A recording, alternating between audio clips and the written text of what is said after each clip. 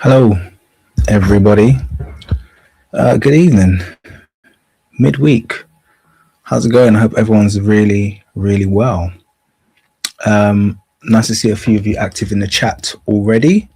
So, yeah, interesting topic, or at least I thought you might find it interesting, since this guy's getting so much notoriety these days. So much attention is heading this guy's way, and I found it interesting when I was just looking through his back catalogue that he does have a perspective on ancient Egypt. So just thought it was interesting. I thought, okay, well, that's an interesting spin. I'd like to see what he has to say. So I found two videos where he's speaking about either ancient Egypt and or the pyramids. And I just thought, live react. Let me do a live react with you guys online. So that's exactly what we're going to do now. I haven't seen his videos, so I think some of you have got opinions about him. Some people saying he's a plant, he's this, he's that, he's not a professor. There is a very interesting interview that he just had with Mehdi Hassan, who is that very capable political commentator who's really blown up in terms of his personal kind of celebrity. He did really well in a 20 versus one of those 20v1 debates against some far right-wing nut jobs, who I think he handled them quite masterfully. And he's good. He's good at what he does. Mehdi Hassan is essentially very good at what he does. He's sharp between the ears. He knows how to debate politics. And I do like the fact that even though we don't have the same political outlook, I do like the fact that he stands for something, you know. He has his points that he won't really compromise that much on, and he stands for them. So yeah, shout out to, well, not shout out, but I respect, let's just say I respect what he does and how he does it. So he had an interview with this guy very recently, and I think he showed him up a bit. That's my personal point of view. I think people have been coming in on both sides of the fence and saying that the professor did well and stood his ground. But in my opinion, I watched the interview and I think Mehdi Hassan showed him to be a little bit of a charlatan. So yeah, especially considering he's presenting himself as a professor and he doesn't have the qualifications to call himself a professor. And I'm certainly not one who will sit here and be like, you need to have X, Y, and Z qualifications to do X, Y, and Z. But you certainly shouldn't misrepresent yourself and misrepresent, you know, yeah, what you've studied, because there are people who have essentially gone through a certain amount of rigor, organized education, certificates, and to get that title is something. I personally wouldn't call myself that. I could argue that I'm a qualified teacher. I've got postgraduate certificate in education and I've lectured. So some people would say, well, lecturing qualifies you too, but I wouldn't do that personally. You know, I'd be embarrassed to more than anything. But hey, you know, each to their own. Yeah, so yeah, I'm not going to hate on the guy. I'm just interested to hear what he has to say on ancient Kemet. Now, before I start going into his video, I will say my perspective on him is what I've said in the title of the video. I view him as, and I don't use that term, by the way. Conspiracy theorist is not a term that I use, because I think that's used to delegitimize anybody who goes against the establishment kind of way of thinking. But I have heard a couple of things which makes me feel like he's idealistic. He's got these kind of like ideologies that he's trying to present. And that's when, you know, when someone believes something without having any kind of evidence to support that belief, that's when I'll say, well, then you're just, you know, it's just anyone can do that. And it's at that point where people will say, well, you're a conspiracy theorist. You have to, whatever perspective you're leaning towards, you have to have some kind of something supporting that belief system, some kind of data, some kind of information, some kind of research, some kind of primary finding, something to support it and to support that your argument down that line of inquiry, more than just, you know, I'm throwing stuff at a wall and seeing what sticks. That's kind of why. But yeah, I look, to be totally transparent with you, I use the term conspiracy theorist in the title because it's a bit of, you know, not clickbait, but it's kind of, it'll get your attention. It's easier.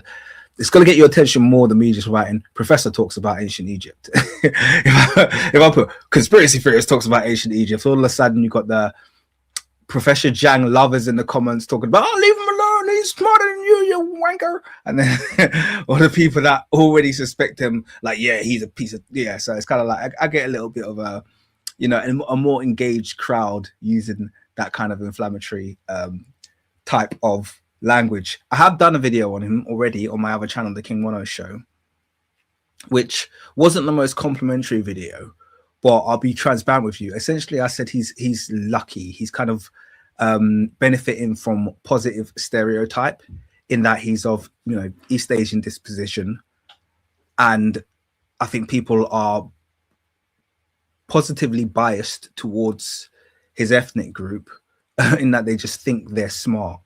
And so I think he actually gets away with quite a lot because of the way he presents, because I think it's the flavor of the month, isn't it? It's a time to be, you know, Chinese, Japanese, Korean. I know he's Chinese, but, you know, of that kind of East Asian disposition, because everybody thinks they're the smartest people on the planet. You know, Europeans have gladly relinquished their throne and said, no, they're smarter than us. Look at the IQ test scores.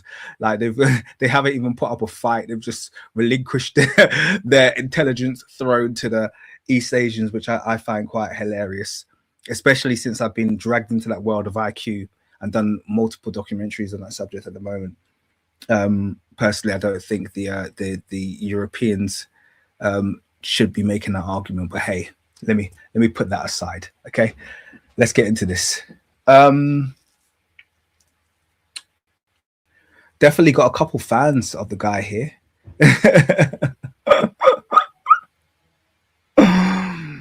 Don't argue, guys. Don't argue amongst yourselves. Professor Jiang wouldn't argue for any of you, so don't waste your energy. Let's get into this video. Shout out to everyone on the chat. Superfin guy, Keo, who looks like a Professor Jiang fan. Fabrice, nice to have you here on this channel. Smelly, what's going on? Good to see you. Sacred Water. Joy, always lovely to see you. How you doing? Craig, Macy, always lovely to see you. Khalid, always lovely to see you. Pharaoh NY was here from the jump. Shout out Pharaoh. Yeah, I think that's it, man. Shout out to all of you who are here in the chat, engaged. Let's get going. All right, so guys, real quick one. I'm gonna click play, and you know the usual ones and two if there's any issue with the audio, one if the audio is playing nice, and if I see the one, I'll let it carry on playing. This first video that I'm going to engage in is called "The Real Reason We Can't Build the Pyramids" by Professor Jiang, Secret History. So I found this on one of his channels. Shout out Beverly. Yeah, and Boba Sloth, how you doing? And Sibonakele, whose name I'm still convinced I'm pronouncing wrong. Lovely to have you. Let's get going. These are the pyramids, okay? And there's a great mystery as to how these pyramids were built. And you might have on the internet heard silly explanations like aliens came and built the pyramids, okay? Thank you, Fabrice. Appreciate that. So yeah, let's carry on. Or maybe the lost civilization of Atlantis gave the technology to the Egyptians to build the pyramids. And this is an example of confirmation bias. We think that we're smart and everyone before were stupid, okay? And what you'll learn in this class is I'm just going to pause it there because I agree with his first point there about confirmation bias and also Western anything outside of the grasp of what can be claimed or classified as Western civilization is going to be explained away. It's going to be regarded as mysterious. It's going to be regarded as unattainable, particularly something like the pyramids, which is there, it's sitting there in plain sight, it's beyond the capabilities of any civilization that came after it, and it's sitting there very inconveniently on the African continent. And so, like he said, people will say, well, it wasn't them, it was a civilization before them, it was Atlantis, it was aliens. And by the way, not gonna also write that off completely. The idea that the pyramids are incredibly old is one that I actually support. I actually think the pyramids might be older than what is reported. I'm not convinced. In fact, I would go as far as to say is not convinced is a stretch. I am incredibly, I'm just not in any way, shape or form pressed down the path that suggests that the pyramids were built by the fourth dynasty, the third dynasty. I do think that Joseph built the step pyramids, but I don't think the three great pyramids were the result of Menkaure, Khufu, and Khafre. I just don't think they are. My reason for my aversion is the evidence doesn't seem to exist for us to accept that that's the case.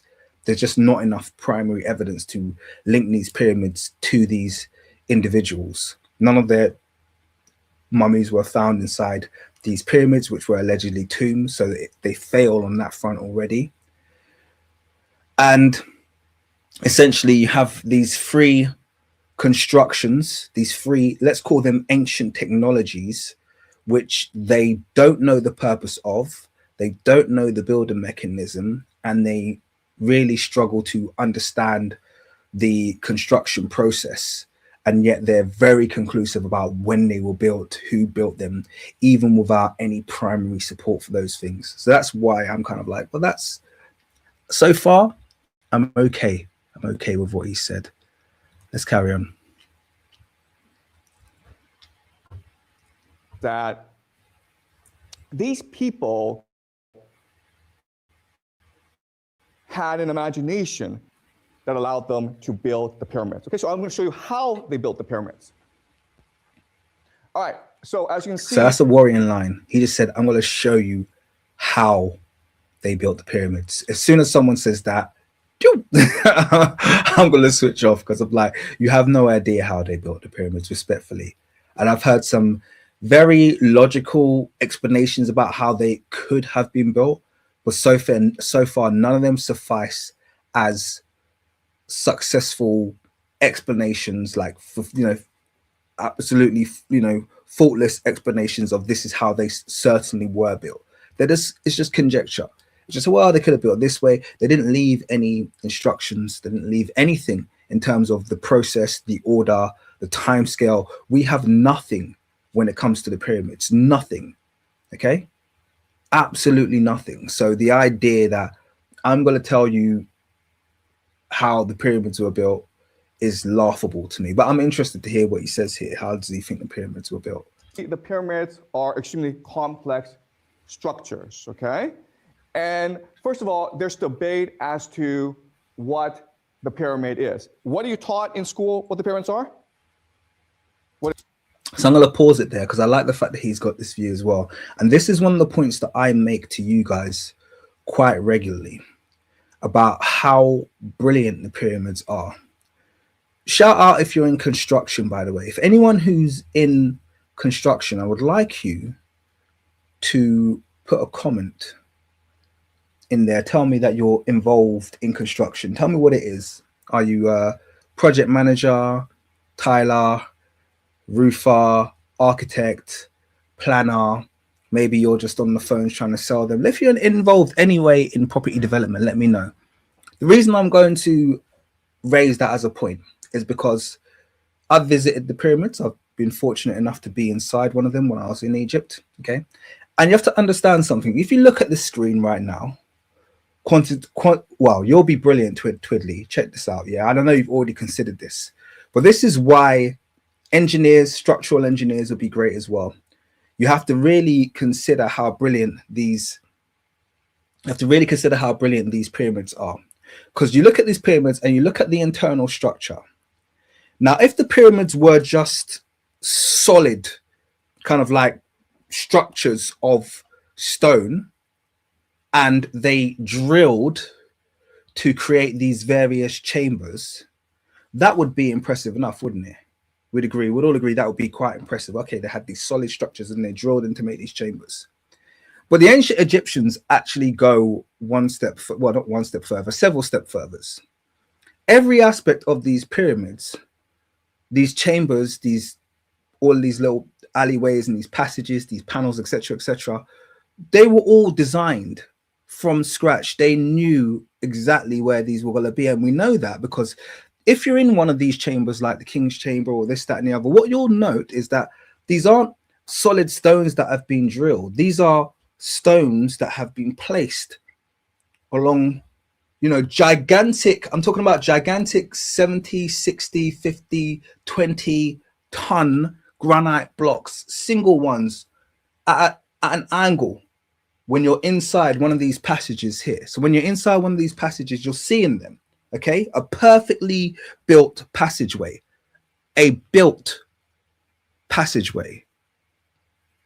Now, I'm not sure if people actually fully fathom that, because whichever way you're building, whether you're building from the ground up or the inside out, the difficulty of building exact passages, exact through paths into the construction of something that's solid stone. So that means they're building, but then they're leaving in a precise gap here and I cannot tell you how difficult that would be.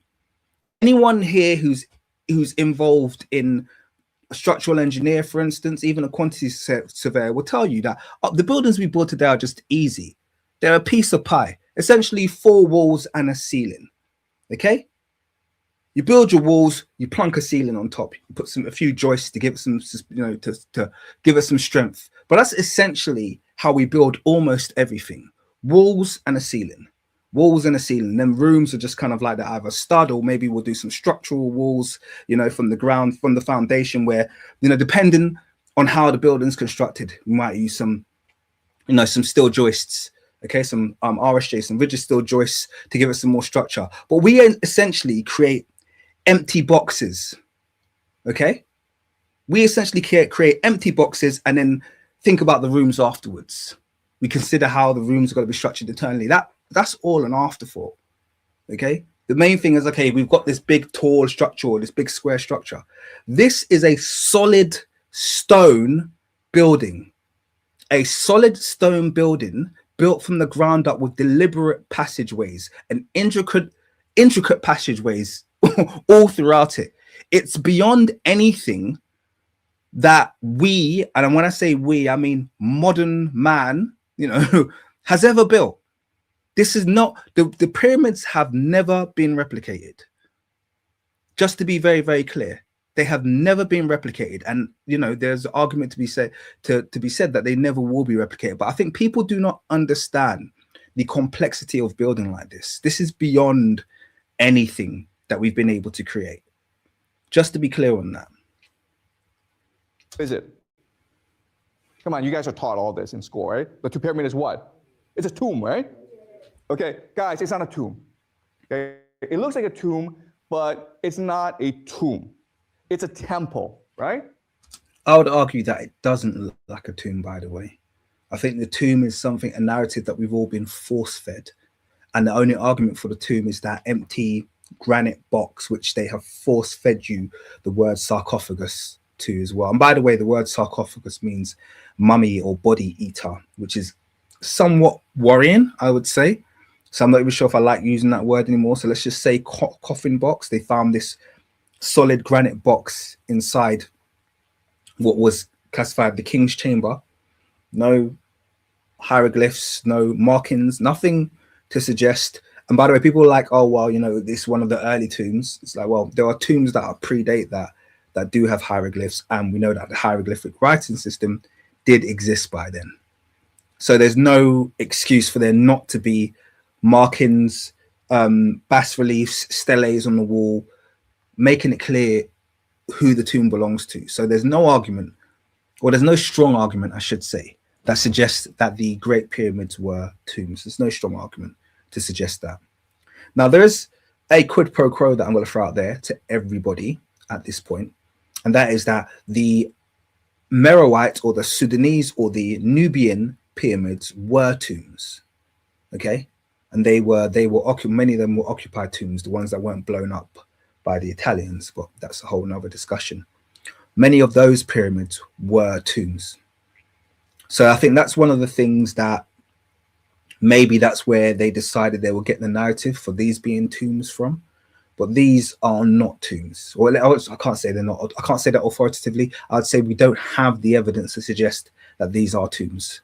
Now, am I going to agree with him that these are temples? I think that's an even worse idea, because temples by nature are places of worship.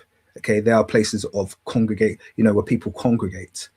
And there's no evidence to suggest that the pyramids were places of congregation. So I'm interested to hear where he's going with this temple idea. Okay.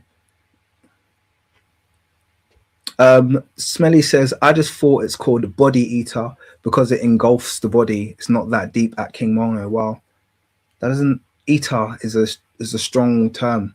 I don't know about that, because the term eater the term eater is phagus or phagi. Okay. And that term in Latin, whenever they use it, they talk about consumption. Okay, they talk about enclosing. Okay, so you have the ichthyophagi, okay, who were the fish eaters, and the androphagi? I can't remember, the meat eaters, or whatever it is called, the people who eat people. And then you have sarcophagi.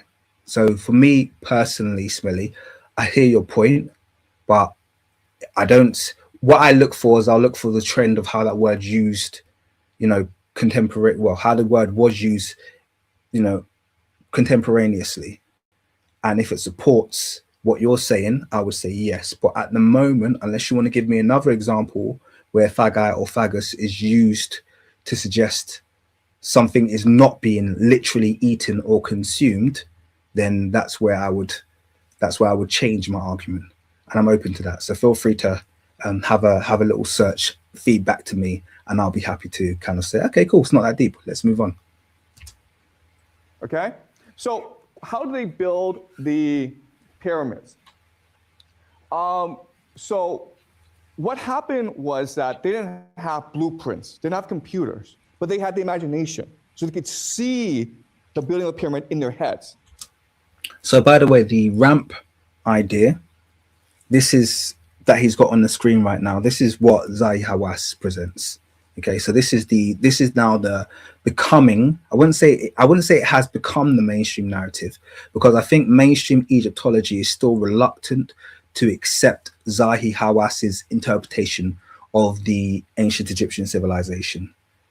Zahi Hawass and his entire army, I was going to say team, but his army of Egyptian Egyptologists, they are still on the fringes of mainstream acceptance.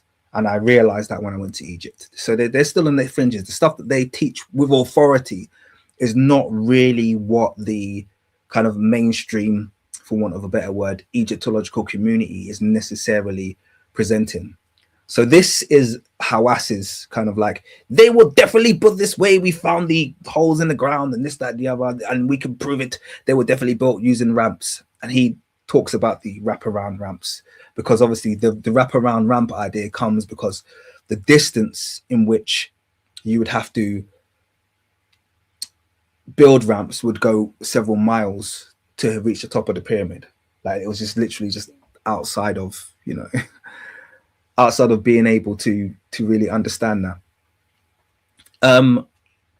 Yeah, so once again, I'm going to just push back really quickly against the idea that Dorv L and Smelly have suggested about the issue. I'm glad you raised the point. So you've raised the point that, but once again, we're on the word sarcophagi, and you're saying disposing and decay is a natural process. Sarcophagi, the Egyptian sarcophagi, for all intents and purposes, contain the most well-preserved bodies in history. So this is where we have a dichotomy. you're using the word that would be I would perfectly accept if the word sarcophagi was invented to describe any normal coffin.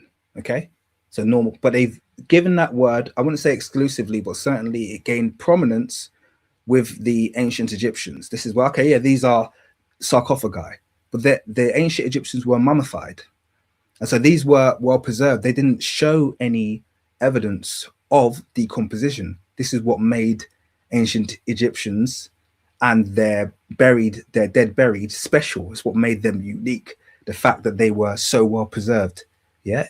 History, archaeology, all of these different ologies had never seen such well preserved bodies in history. So why would then they decide, well, the best way to describe these people or the where they've been buried is the stones that decay and eat the body. It's dichotomous, doesn't make any sense. So that's why I was like, this still doesn't make any sense to me.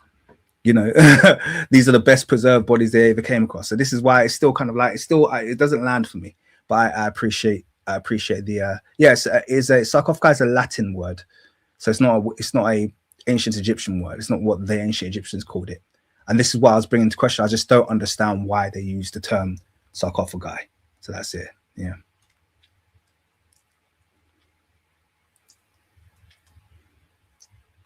Let's carry on.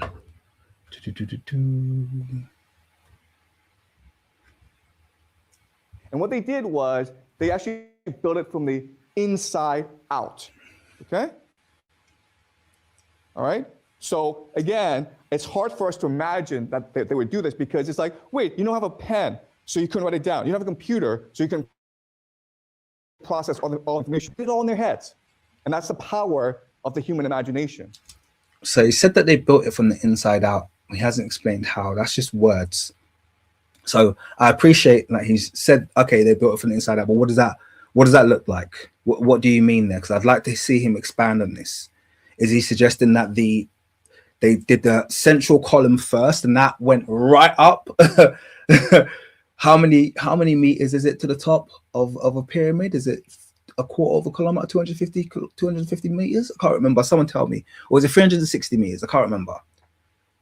But they built a column straight up, and then they built the next one, which was and then they kind of got shorter and shorter as it got to the edge. Because that's what building from the inside out would suggest. Building from the bottom up would be the normal way that most people would say they build. They said they built it from first layer, second layer, third layer, fourth layer, and so on. So I'm trying to understand what his idea is. What is he trying to present here? Because he's saying they're built from the inside out. So let's just hear what he has to say to support this. Okay. All right. And as you can see, it was ridiculous. Respectfully, this image is ridiculous. All right, it's a ridiculous image. I've got so many issues with images like this, and this is what you'll find people do nowadays, particularly when it comes to, using AI to generate a reality that didn't exist. First, there's so many issues with these.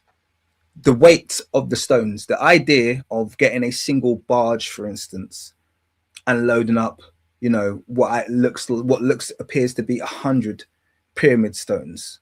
And we're talking about these stones. If we're talking about the limestone, forget if we're even talking about the granite ones. We're talking about 80 tons per stone. But if we're talking about the limestone ones, we're talking about these are anything from 2 to 20 tons. The limestone ones, and they've got one barge loaded up with 1,000, and it's a ridiculous image. It's just a ridiculous image. There's nothing here. You haven't thought about the logistics of transporting the stone from the quarry to the barge. A stone that large, how do you get it there? Do you drag it? Do you carry it? Do you put it on a sledge? That's kind of Zahi Hawas's idea. They put them on sledges, but then it's kind of like, this didn't work. They've attempted this. The Japanese organization attempted to replicate this building methodology, and they couldn't move the stones. They had to get cranes in the end, and even when they got cranes, they caused so much damage they had to call the entire project to a close. And I don't think they even got like two layers up in their attempt to replicate the Great Pyramid. So it was a horrible failure. So when I see images like this is just fiction. Is that a crane on a boat that I can see? Do you understand? This is just fiction. There's nothing here. There's nothing here. It was a massive undertaking, huge organization. It took about 20 years and lots of. So he's definitely read Zawas's book there, or heard Zawas's lectures, because he's also quoted Hawas's 20 years, which is just Hawass just pulled that out of his butt, you know. So it's like this isn't. Do you know what I mean? It just this doesn't work. People. And then the question then is, how were they able to organize in such a manner? And the answer again is empathy, the imagination. Someone had a vision, and this vision was so compelling that everyone knew exactly what part to play. Okay. Also, what's really important is that in school, you're taught that the pyramids were built because the pharaoh is God, and there's a tomb for the pharaoh, okay? That's really insulting to the Egyptian people. Like all cultures, the pharaoh wanted what's best for his people, okay? So the pharaoh would, in his lifetime, undertake a lot of public works projects. All right, so I like what you said there as well. I think the ancient Egyptian is a heuristic society. There's definitely no two ways about it. Well, I'd say there's no two ways. That's what I believe as an African, because most African societies are heuristic. And heurism is just essentially the idea that all of the gods and all of the people that are venerated in your societies were people that walked the earth. They were ancestors. And I think that all of the evidence, at least in their own literature, suggests that all of the people who eventually were worshipped once walked the earth. Osiris was a Sudanese man, for instance. Okay, so within their own record, the ancient Egyptians, and we see this actually in their lifetime with actual pharaohs and queens passing on into the Kemetic pantheon. You know, Queen T being one of them. She was worshipped in the 19th and 20th dynasty, and probably beyond that as well. We have Amenhotep III being passed into the pantheon. So many of the Mentuhoteps were passed into the pantheon as well. So many ancient Egyptian rulers were passed into the pantheon and then revered, or they're venerated. And this can go back to all of them. So Jehuti is believed to be a man who once walked the earth. You know, Osiris, a man who once walked the earth. Amen, a man who. So all of the ancient Egyptian deities, so to speak, were once men that walked the earth. And that's kind of something that you see reflected in many African kind of spiritual systems. Okay. So they absolutely were a heuristic society. So what Egyptology has done with that idea is they have bastardized it, and they've turned it into the idea that every pharaoh that came was a despotic psychopath, simply because in the position of absolute power, they act like despotic psychopaths. We're seeing that with Trump. Okay. So when they have absolute power, they can't control themselves. They act like despotic psychopaths. So they believe, well, everyone who came before, if I was a pharaoh and I had absolute power, I'd act like an absolute psychopath and make everybody worship me as a god. But it's kind of like, come on, Africans are not you. Okay, Africans are not you. So respectfully, you can't project this kind of behavior onto the ancient Egyptian civilization. And I like what he said there. He said essentially the pharaohs, the kings, the queens would be looking after their society. That's how any functioning and also smart monarchy would work. Because if you want a monarchy to last, then your number one priority needs to be the people. The people who are most likely to exploit you, to use you, to sell your country down the river and to plunge your country into terror are prime ministers and presidents who were voted in democratically, like Trump. They've got a short term and they've got a bunch of goals, and screw the world about how those goals are going to be, fulfilled. I'm going to get mine and I'm going to get out. That's what Tony Blair done. That's what David Cameron done. That's what Trump is doing. That's to some extent what Obama did. They all do it. So they're in this system where they screw the people over. True monarchies, like, we'd say the Kemetic one, who don't have that short-term perspective, are going to think much more long and hard about every choice that's being made, because it doesn't just reflect on them, it reflects on their progeny, it reflects on their legacy. These are things they cared about. They don't want to die and then have their statues torn down and have an effigy made of them and being burnt. They don't want their image to be something that brought shame. They want to look after the people, and they want to make the kingdom something that, and leave a legacy that is going to allow them to be venerated in the afterlife. It's going to allow them to be looked upon favorably. So you're much more likely to get good governance from these kind of monarchic systems than you are from a democratic one. Controversial, I don't care. That's what I've always believed, and that's what I believe to this day. So the ancient Egyptian rulers, as he's mentioned there, were likely a lot less despotic as they try to present, and much more benevolent than they are presented. So I like that point that he raised there. Okay, including canals. Okay, so the pyramids were just a public works project, a temple. What's amazing about the pyramids is that we could not do the pyramids today. Okay, back to your point. We have computers. Guess what? We have all these machines. Okay, and I like the fact that he's acknowledged this, but then it contradicts what he said earlier. And when he said straight away, we know how this is how the pyramids are built. They were built from the inside out, and then he just kind of abandoned that point as soon as he said it. It's like, if you're going to move on to this, then you might as well have not said that you knew how they were built. But anyway. Guess what? We cannot build the pyramids. Why?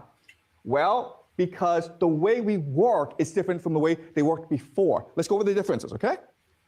Ancient times, people had religious devotion. When they worked on a project like the temple, like the pyramids or whatever, the point was to bring heaven to earth, to bring God to earth, to create eternal peace. They felt that my dedication, my sacrifice would make my children. At the moment, I'm letting him speak, but I just want to see the full board, and then we can have a comment on what this table is saying. My grandchildren, my great-grandchildren, all more prosperous. Okay, that's why they worked so hard. Today, it's to make more money. Okay. Second thing. Okay, so let's have a look here. So ancient way was to bring heaven to earth. Current way is to boost GDP.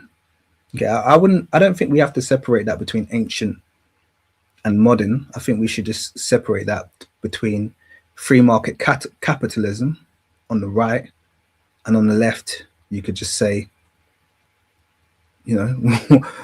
whatever, I don't want to say communism, but whatever systems that existed before free market capitalism. Free market capitalism is a relatively new thing. So I think an easier way to describe this would be post-industrialization, pre-industrialization, as opposed to ancient and modern. And I wouldn't say to bring heaven to earth was always the ultimate goal, but I see his point. Next one is ancient. It says vision. It says top-down process only management. Okay, this seems, these are loose. I'll let him explain it. The next one says attention and care to create eternity, and speed and cost cut and maintain budget. Okay, so essentially he's argued this almost the same thing in all three of the columns in the modern perspective, which is basically capitalistic. And he's I would say correctly summarized the biggest flaws in modern free market capitalism, and that is the preservation of profit. Everything is done with the idea of making the most profit, which is why we are surrounded with plastics and useless, destructive things. We have destructive habits. We have disposable goods. We have this, that, and the other. We don't care one iota about the long-term effects and the long-term impacts of our behavior, because everything that we use is a product that has been consumed, and the person who gave it to us needs to turn a profit. Okay, that's the world we live in. It's a free market capitalist world. That's essentially how it works. So he's summarized it there, but I think he's mixing worldviews a little bit here. Because I think if you're going to make an argument against capitalism, you make that. But I think trying to argue a ancient religious kind of like socio-religious paradigm and juxtapose that against free market capitalism, I find confusing. I'm going to be honest with you, I find this a bit confusing, but let's see what he says. Vision. People back then had bigger brains, okay? Not bigger brains, but like stronger imagination. So in their heads, they were able to see the entire vision in their heads. And this vision was able to pass. It's debatable that people had bigger brains as well. Interesting fact, if you did or didn't know, Tutankhamun's brain case was 15% larger than the average modern human being. So Tutankhamun literally had a larger brain than the average human. I'm not saying he was smarter. I'm not saying that made him a genius. I'm saying this is just a fact that they know from the various CT scans that have taken place. So he had a big brain. But anyway, that was just a little side note to put in there. Shout out to everyone in the chat. Appreciate you all. Let's carry on to other people as well. It was almost like they had telepathy. It was almost like they could see the same thing, okay? The structure of the pyramid was designed in a way that people saw the same image and they worked towards that image. Today, we focus on something called top-down process-oriented management, okay? The idea here is rather than work together, you just go and work a particular part. And then once you do that part, you go away, okay? So an example is maybe art class. Now, I'm not sure if you take art class, but you guys know, like, to produce a great piece of art, you stay in a room and you work really hard at it, okay? But in school, what do? Well, first thing we do is make you write a plan, right? And if you do the plan well, I give you 10%. Then after you do the plan, what do? You write the outline. Then you do a draft. Then you do an iteration, okay? You understand? We break it down into a process. And you think that this would lead to better results. It actually leads to worse results, okay? Because you're no longer focused on the vision, you just focus on the process. And that's why today, everything we do sucks. Okay, so I see what he's saying here. I think he's using the wrong terms, and maybe it's just not familiarity with the business world. So top-down management is not what he's just described there. What he's just described there essentially is just like a waterfall system of project management, where you start off here, you know what the goal is, and you kind of like build your plan. Your plan is to move from first step to the second step to the first step. That's called like a waterfall system. Top-down management is to do with how teams collaborate. So top-down essentially means the authority comes from the top. Okay, so top-down management would say, okay, here's what we're working towards. Here's what we're working towards, guys. Here's your deadline. Here's your budget. Make sure you sit inside that. Okay. The opposite of top down is bottom up, and bottom up essentially says, well, this is the team that is going to be conducting the development of this, and it's up to the team to decide how this project is going to go. The team are going to work out exactly how long it's going to take, how much it's going to cost, etc., because they do this all the time. So these are kind of like top down versus bottom up are two different types of planning, as opposed to, so you can't compare the word top down to vision, if that makes sense, because you can have a vision that is top down, and arguably one would argue that the vision, the pyramids probably was more likely a top down process as opposed to a bottom up one. So this is where I'm just getting a little bit lost with the way he's kind of like making these relationships. I can give you the greatest computers in the world, and you really couldn't do the pyramids, okay? I can give you the best machines, the best computers, it wouldn't matter because you lack that vision. The last thing, and this is most important, is when you have vision, when you have religious purpose, everything you do is careful, okay? You put your best effort into doing it because you're trying to create eternity. Today, you try to do the least amount of work for the most amount of pay, right? So the idea today is to do it as fast as possible, as cheap as possible to maintain a budget, okay? So do you understand? It's not about how smart you are, it's about your purpose in working, it's about how you work.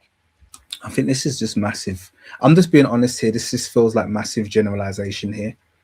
That's what it feels like. It just feels like massive generalization. He's just essentially saying people are totally incapable to work in a way right now where they are building for longevity. Everyone's building for profit.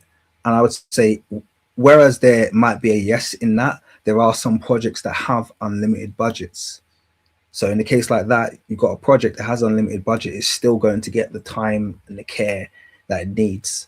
So trying to, I don't know, it's just, yeah, this is confusion. I'd understand if he talked about the effort to get people to buy in to the worldview. Yeah, how you get people to invest themselves into a project. That would make more sense than just saying just generally everybody just was more careful and everybody really wanted to, you know, bought into the project and now, or bought into the worldview, and now no one buys into anything. Everyone's just doing everything for money. It's just a huge generalization. So I'm just missing. This table doesn't feel well constructed to me, and that's just me I'm being critical, obviously, but that's just me being honest. It's not really landing for me. And that's why everything we do today is just crappy. Okay. All right. Let's go over some examples of tremendous human achievement. Okay. This is the Hagia Sophia, and this was built in 532 in Constantinople. It's still in Istanbul. You can actually take a plane, get on a plane, and fly, and it's still there, guys. Okay. This is a modern picture, so you can see the amount of attention and care put into architecture back then, okay? Because it's about bringing heaven to earth, creating heaven on earth. This, and you can see inside how beautiful it is, okay?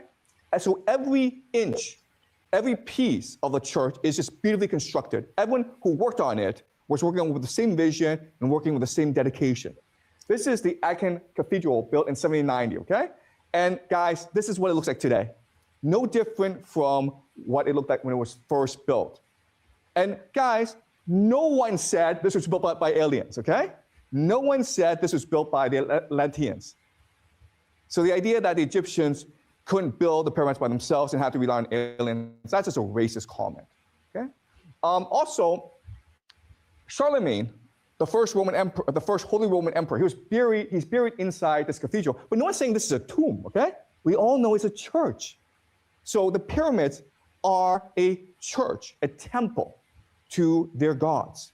And once you understand that, then we can better understand how they built the pyramids, okay? Okay. So, I mean, I'm with him on the fact that the architecture here is good. I appreciate that. And that the fact that this is built with care, I think he's spot on there. This is not antique, by the way. This is medieval. And that might sound like me splitting hairs, but you use the word ancient. And this is why I was saying he probably hasn't divided this table in the right way, because what he's talking about is, I guess, post-capitalism or post-industrial era perspective versus a time before that time when things were built with time, care was taken, you had really grand architecture being built. So that's why I made that differentiation. I'm glad I did, because he's kind of proved me right by showing you stuff that's not classified as ancient, classified as medieval, and you could show stuff that's later, buildings that are later that are equally as impressive as these ones. So I agree with him there. I was going to jump on one of the points that he made. So let me just go back and let him repeat it, because I've forgotten what I was going to say there. Charlemagne, the first Roman emperor, the first Holy Roman Emperor, he's buried inside this cathedral, but no one's saying this is a tomb, okay? So I was going to just talk about what he's mentioning about the temple. So this is where I just need him to qualify the temple thing. I'm not saying it's incorrect, but a temple, he has to define it. Because so far he said multiple times it's a temple. Then he's saying it's a temple for the gods or temple for, but you have to qualify because everyone's, well, I think most people's perspective of a temple is a place where the people congregate in veneration of their deities. That'll be a loose, I would say that'd be a loose definition. But there is this idea of congregation when it comes to a temple. And we don't have any of that when it comes to the pyramids. It didn't even have, well, not that we know of. It probably did back in the day, but it didn't even have a noticeable entrance. So to argue that it's a temple seems very, very difficult line of argument. But I'd be interested to see how he qualifies it being a temple. That's what I'm looking for here. No, it's a church. So the pyramids are a church, a temple to their gods. And once we understand that, then we can better understand how they built the pyramids, okay? Does that make sense? Okay, and this is what it looks like inside, okay? Again, this is today. You can actually get a plane, go to Germany. Now, I'm not sure if Wesker's on the live stream at the moment, but he's going to be going crazy looking at some of this architecture. We've got some good stuff coming for you guys when it comes to this kind of architecture that is going to blow your mind. Okay, there's a huge project that we've been working on for years. Okay, and when people realize, yeah, there's a lot coming. Put it that way, there's a lot coming. So if Wesker's in the chat, I'm sure this picture is going to be tantalizing him. Anyway, let him carry on. And go walk inside this church and see for yourself how beautiful it is. So he's agreeing with me there. He's saying walk inside once again. I think, yes, a church obviously qualifies for a temple. A mosque qualifies for a temple. You know, so these places, once again, where you have congregation and veneration, that was what you would classify as a temple, you know. Back then, they put care and love into everything they did because they believed that what they did was to make a more godly spiritual world. Okay, the Manhattan Project, okay? This is probably the greatest achievement of humans in the 20th century, all right? And there were 100,000 scientists who worked on the Manhattan Project to build the nuclear bomb. Same. So I'd never even seen that image before, to be totally honest with you. I had never, that Manhattan, let me bring that back. I had never seen in my life this image before. So I'm not even going to front and pretend to you guys, oh, yeah, I've never seen this before. Don't know what that is. I'm open to know more about it, but yeah, that's a new image to me. Shout out to Angel Ossie Mensah. Thank you very much for your $5 donation. Your donation is much appreciated. Appreciate you. Thank you for joining us here today. But yeah, so this image yeah, went over my head straight away. I've never seen this before. All right, and there were 100,000 scientists who worked on the Manhattan Project to build the nuclear bomb. Same concept where they believed that they were creating eternal peace on Earth, heaven on Earth, and that's why they worked so hard. And guess what? They were right, right? Because now with the atomic bomb, nations are afraid to go to war. Before the atomic bomb, World War I, World War II killed tens of millions of people. And even though there's still wars, they're not as devastating as before. Okay. All right, so this idea of bringing heaven to earth, it goes way back to the beginning of humanity. This is Gobekli Tepe. It was first built in 9600 BCE. And this is considered the world's first temple. It's the first temple that we discovered. We can assume that wherever humans go, they will build temples. Because as I mentioned last class, humans are first and foremost religious. They express themselves through, they express your religion through art, architecture, music, dance, okay? And just to be clear, you will only find things where you excavate. And this is one of the reasons why when it comes to Africa, and yeah, when it comes to Africa and certain other places, the local population have to be the one to make that investment in terms of their antiquity, in terms of archaeology, because no one's going to do it for you. We know that the continent is incredibly old. We know that people being on the continent goes back, you know, hundreds of thousands of years. But how many governments are really taking a serious or making a serious effort to, you know, participate in archaeology? When they found Liz, you're in the chat, I can see you, Wildflower. When they found Mapungubwe in South Africa, I believe that was the white South African population who excavated that. If I'm correct, I'm not sure, but if that is true, and I do remember watching a few documentaries about it. If that is true, then that's an indictment to the black governments. Do you understand what I mean? They, you know, what the white settlers do a little bit of digging and they find this, you know, civilization. They find these gold artifacts. They find this amazing, you know, achievement.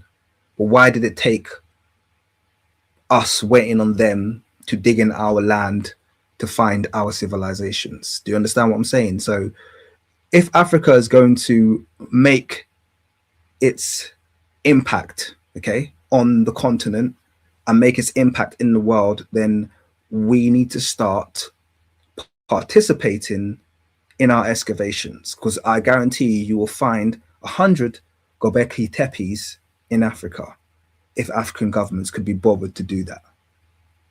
Do you understand that? Yeah.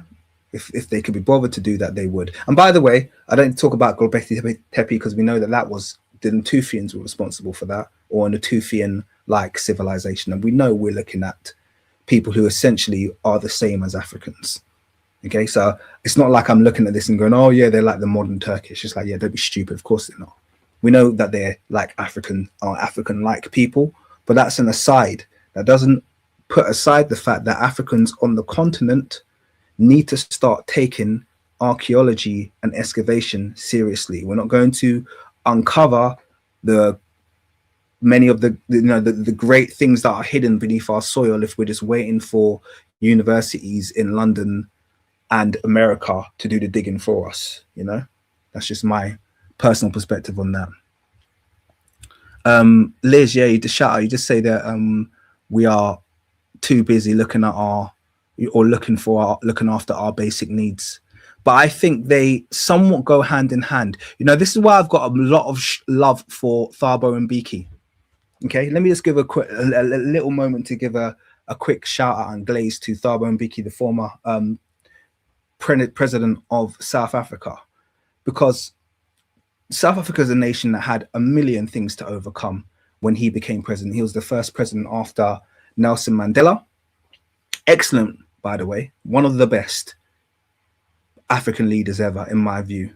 He did so much in the realms of destroying propaganda, building African commerce. He created billionaires, okay, but billionaires who were tied to the, tied to the public sector to see that wealth remain in the black hands in South Africa. A lot of his work did get undone. But why am I mentioning him right now? Because he made a decision that they were going to invest in the Timbuktu manuscripts, because many of the Timbuktu manuscripts were discovered when he was president, and he instantly decided that they were going to fund further excavation work and fund that entire project. So a lot of the reason why we have preserved manuscripts from Mali in Timbuktu was because South Africa understood that our position on this continent was linked to the preservation of those manuscripts.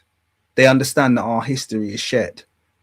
Okay, they understand that we have to, as Africans, invest in one another's development, because that's our shared history as a continent. He understood that. So I'm just saying, shout out to Thabo Mbeki. So yes, we do have mouths to feed and this, that, and the other, but I don't think we can forget the other bit of responsibility. That's my thought on the matter. Shout out to Keo, who says, salute to the chat, salute to TKM. There's so much to unpack, but I'ma wait till the end. What I will say is there is an overarching point to this semester lectures that you're missing, which adds context. Cool. Well, I'm not. I hope you don't feel like I'm like critiquing him too hard. I'm just saying what I see. I don't feel like I've been unfair in anything that I've said. Shout out to me if you think I have been unfair, but I'm not here saying this dude's a moron or anything like that. I'm just saying this makes sense and this doesn't make sense. So far he's done, relatively okay. I've actually agreed with him on quite a few things, I think. But I've also disagreed with him on, not even disagreed with him, just said his table didn't make much sense. And I'm going to stand by that, to be totally honest with you. If his table made more sense, then yeah, I wouldn't have said it. But anyway, let's carry on. Okay? And it's an amazing achievement because these pillars, okay, they're really tall. So we don't know how they were able to move these pillars into place. Okay, you can see how small people are, how big this is. But if you think, it's funny that I just find it funny that we're kind of like and ahhing and guffawing over the size of those pillars, which are literally a fraction of the size of the smallest bricks in the pyramid.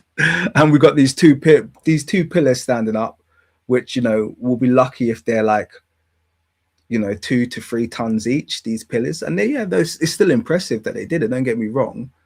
But these are like smaller than the smallest blocks in the Great Pyramid, of which there are several million. Yeah, and we're saying, how did they stand up these two long bricks? Well, we're like, we know how they built the pyramids. They are from the inside out. So it's kind of like that. Kind of like goes, like, I don't understand. I don't understand. Do people think the pyramids are made out of like house bricks? Breeze blocks. I really do think people think the pyramids are made out of breeze blocks. They're not. They're made out of gigantic stones, each one bigger than the largest blocks in Gobekli Tepe. So you can't be impressed with one and then the other one be like, oh yeah, we know how they did it. It doesn't make any sense. About what we said about having a vision and then working together to achieve this vision, then it makes more sense. Okay, so let's discuss how they were able to build Gobekli Tepe. And this process is important for us to understand because it repeats itself throughout human history. Okay, so let's go over the process.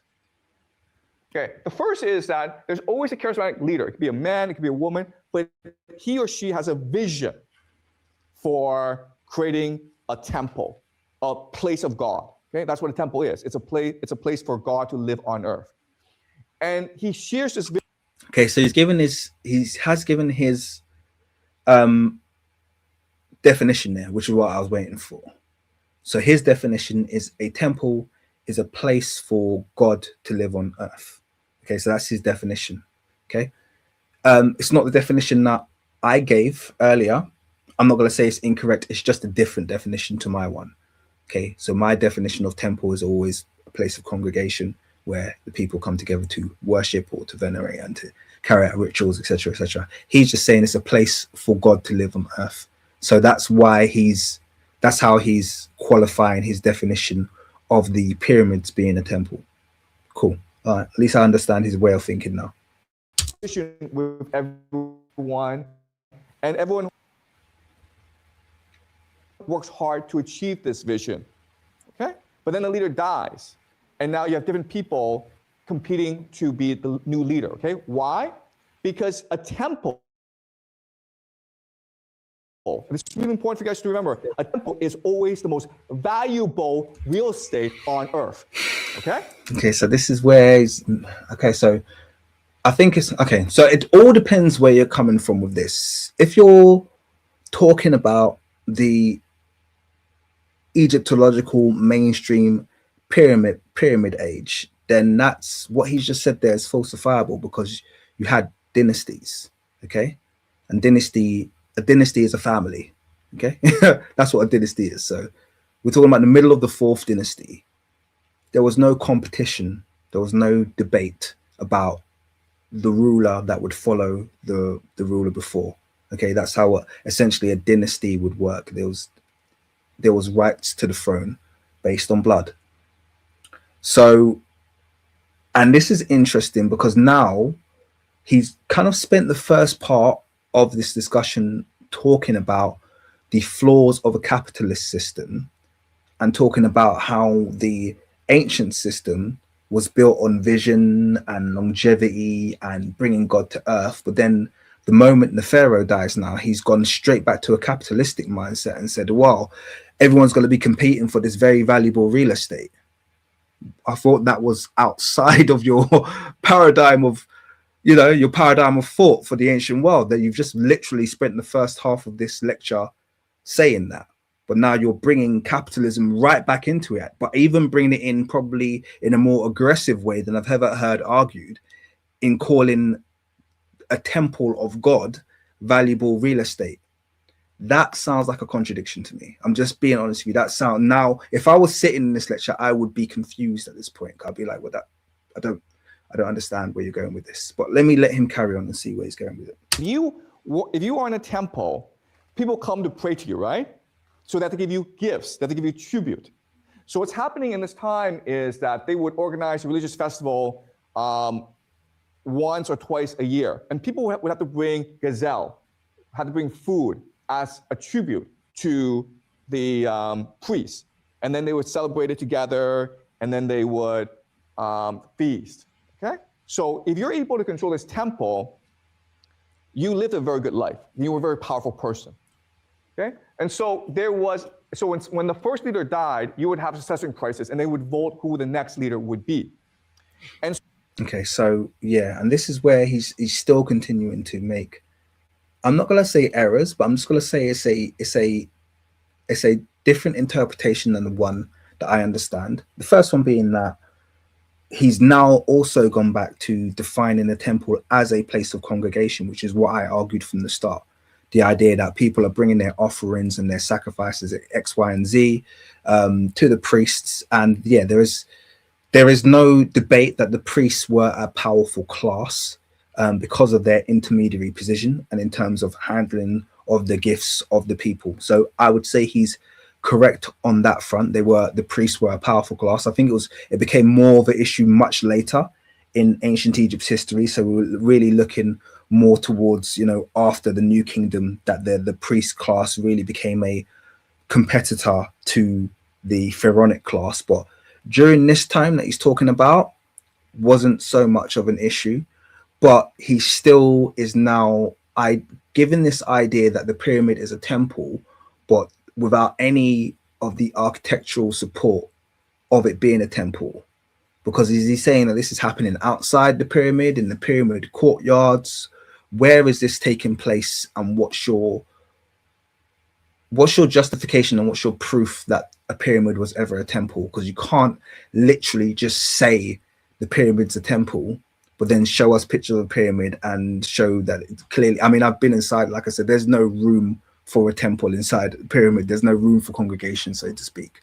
So it's right now it's a hard sell. And once again, like I said, even and the succession argument that he made as well, that is, like I said, somewhat falsifiable, particularly for the period of time that he's talking about. So if he's talking about the mainstream Egyptological view, which I think he is espousing, Fourth Dynasty, you don't have this succession discussion going on. You don't have this succession argument.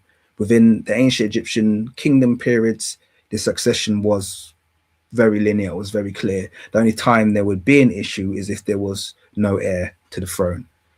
So this is just, this is where I'm just got a question mark, and I hope that he answers them.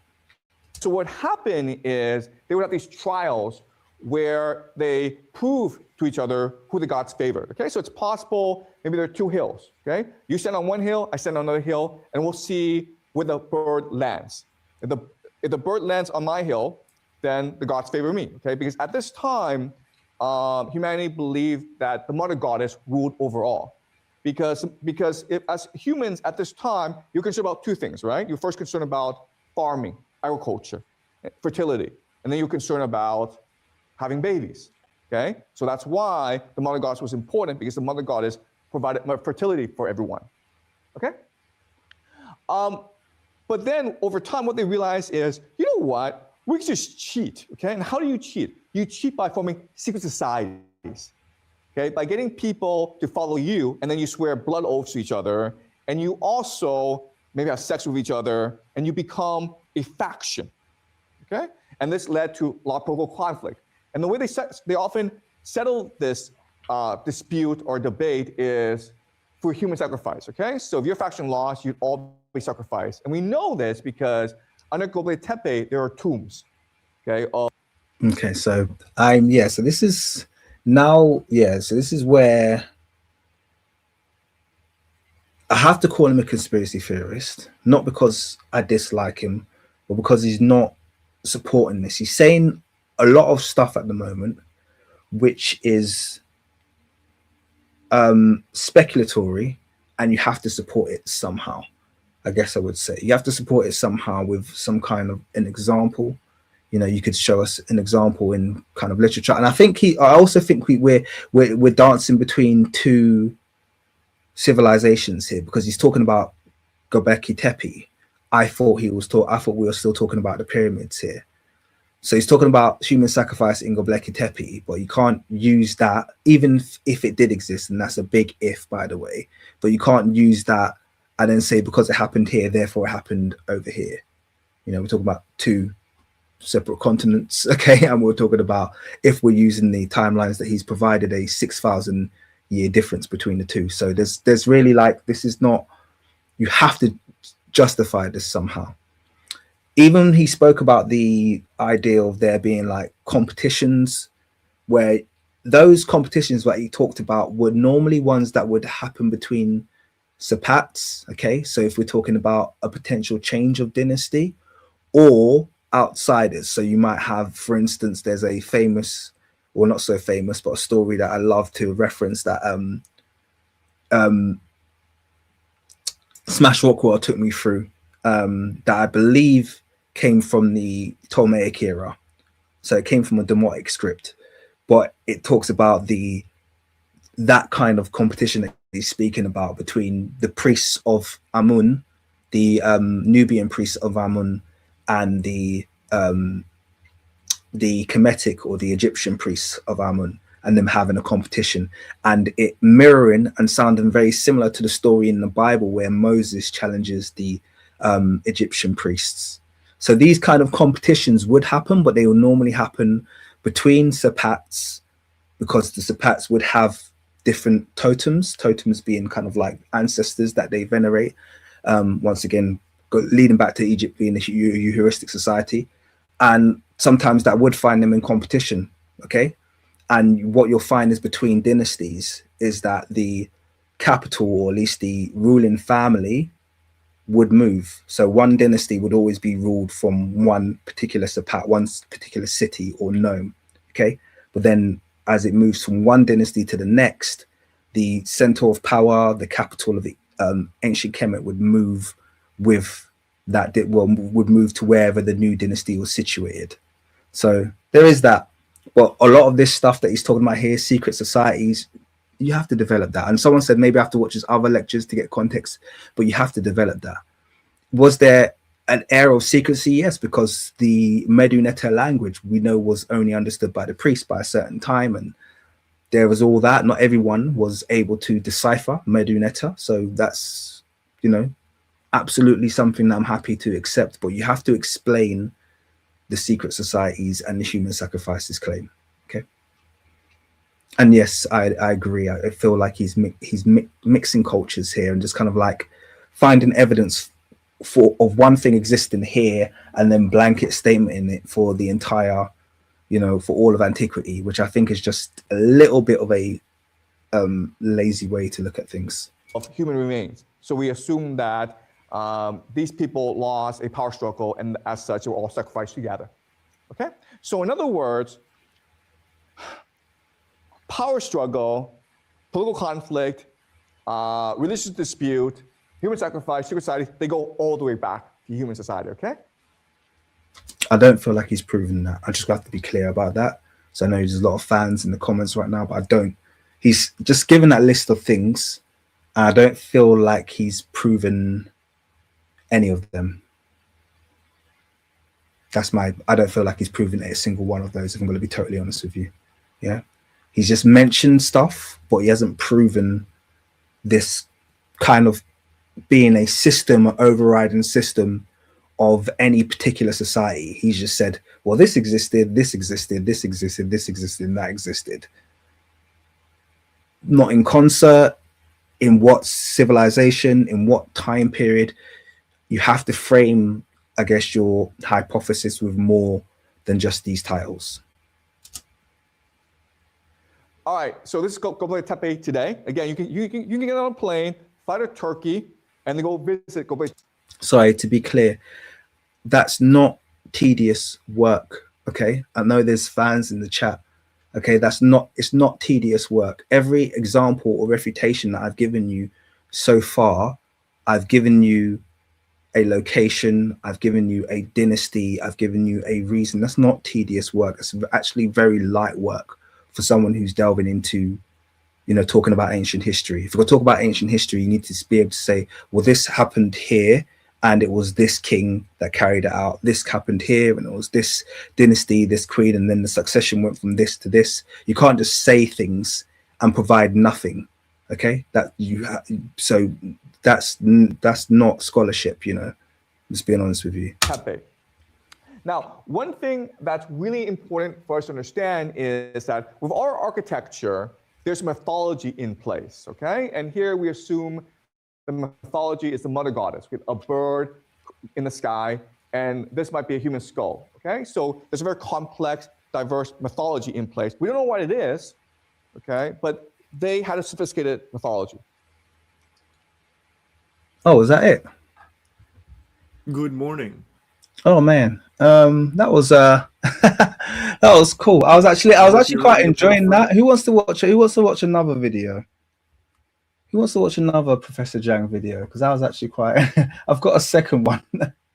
I've got a second one. I was actually quite into that. I was quite enjoying that. I could go into a second one. Let me know if you want to watch a second one. We're an hour 17 minutes in, and I've got a little bit of energy left. I don't mind watching another one of his videos on ancient Egypt. Let me know in the chat if you're interested.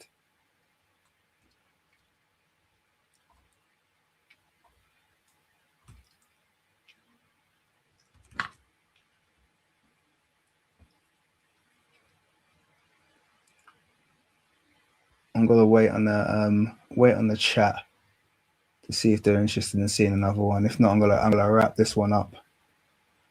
Yeah, a couple of people said one more.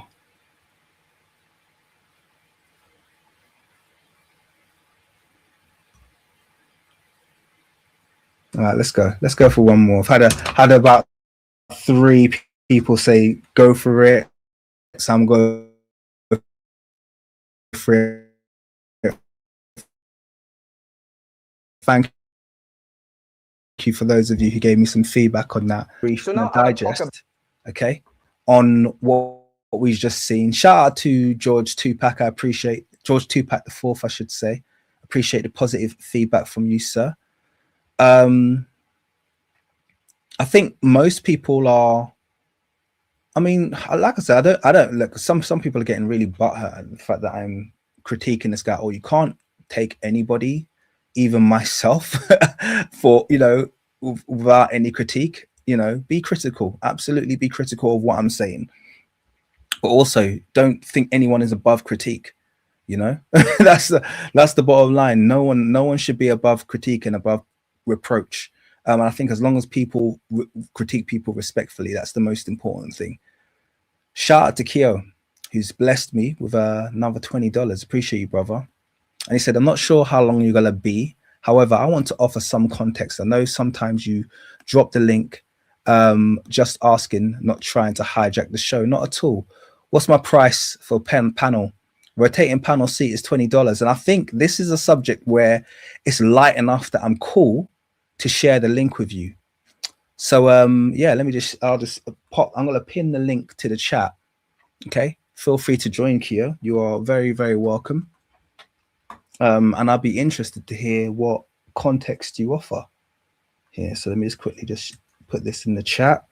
This wasn't the kind of a live stream that I'm doing where I needed, as you can see, the video ended and I've got a bit of time, so I didn't need the time. This is a perfect one actually for you to join me. So you're very welcome. So let me quickly pin that message. jump in, Keo. If you want to join, there is a price for the panel. Okay, guys. So the put a question in the chat. Is $5, $10 for a panel question. That's a single question. $20 if you want to have a nice little seat like Keo is going to join us, and $50 if you want to kind of co-host with me. So there you go. I'm going to add Keo to the stage. It was Ko, I think I remember, because you've been on before, I think. Let's see if it adds you. Why can't I see you? Okay, I think I've got to change this view. 1 second, Ko. There we go. Salute. Speak. Oh, salute. You're crystal clear, man. Yeah, absolutely. Yeah. I've been up here before. It's been a while. I try not to. You do a lot of teaching. I don't know if that's me with the feedback or you. I'm outside. I don't know if it's coming through your speaker. Okay, let me. I'm gonna just quickly put my bear with me. I'm gonna put my headphones on, because then that will allow me to turn this down at my system, and then you probably won't get the echo. Talk now. Yep. Can you hear me? I can hear you loud and clear. Are you still getting the feedback? A little bit, but it's not. I'm okay with it. I don't know. Chat, Okay. or you are okay with it? I can't help you anymore. No, actually, no, there is one more thing I think I could do. I have to mute this, but I have to remember to unmute it. Try it now. Test. Yeah, that's good. That was it. Okay, cool. All right, shoot, brother. So, yeah, first off, peace to you, peace to the chat. I just wanted to give some feedback, because I've been seeing a lot of these lately. I just actually watched one last night where someone was critiquing, and I'm not butthurt, and I don't take that. I'm not saying you were saying that to me personally. I just, it's all good. It's all good. But I do value your channel. I watch your channel often. I'm subscribed. And I donate not to be on a panel. I donate just to donate. So I didn't even realize. I read your banner after I asked the question, and I'm like, oh. But I know you did. And I appreciate that, by the way, because people who donate for the work and the support, I've got a lot of people obviously who, and I know the community's here and they're supportive and they well wish, but I can't keep the lights on with just well wishes. Of course. So I appreciate the donation. You realize there's work to be done there. So carry on. No, of course. So about Professor Jiang, I mean, it's funny because he's been in the mainstream now for definitely a few weeks in people's timelines. Definitely the last like 3 weeks probably. But I've been following him when he went semi-viral a couple, like maybe 5 months ago, maybe a little more, some months now. And then it kind of died down, but then it just ramped back up. And now I'm seeing like the pushback, and I see it everywhere. And there's just some context I want to give you. One is that Professor Jiang is, first of all, he never called himself a professor. It's like an internet name. And now he just responds to it and he uses it because it's like, it is what it is. You know what I mean? It's like if you got super mainstream popular and he's like, this guy's not the king, or he's not, people were just calling him Professor Jiang from the beginning. I remember that very clearly when his first time was going viral. And he tried to say that, he did say that to Mahdi. I don't know if I'm pronouncing it right, Mahdi. But I've seen Mahdi before. I find Mehdi to be a little bit of a sellout, but that's just my own personal. I mean, everybody has their own different critiques, but I've seen him say things where I'm like, I've seen this type of, in our community, version. But anyway, back to Professor Jiang. Yeah. Professor Jiang, being a Canadian immigrant and being trained, studying at Ivy League, I believe it was Yale. He uses a lot of traditional teachings. That's why when you said he was quoting, I don't want to mispronounce the devil's name, but Hawassi, I forget his name, but that makes sense to me, because he takes traditional approaches and then speculates off of them. So him not being an Egyptologist, yes, he did get his BA in English literature, but also he was a math and physics, and then he just pivoted over, probably because it was easier. And I'm not saying that as a diss to him, but if you know his story, because he's talked about his story about how he got into Ivy League, and it's not a positive story at all. But he was very forthright and transparent in saying that this is the system and what it pushes. And I was desperate, and as a child of an immigrant, it was like, I got to do this by any means possible. So I just say that just to give context. Because people say he's a professor, he's not really a professor, he's a spy. People love to say the spy story. Yes, he was taking pictures at a protest. And yes, in China, you can be arrested for just trying to go against the government. That doesn't mean you were like literally a spy. It wasn't like he was spying in America or Canada. He was basically a part of. Now I was gonna say, so let me dig down then. So what's your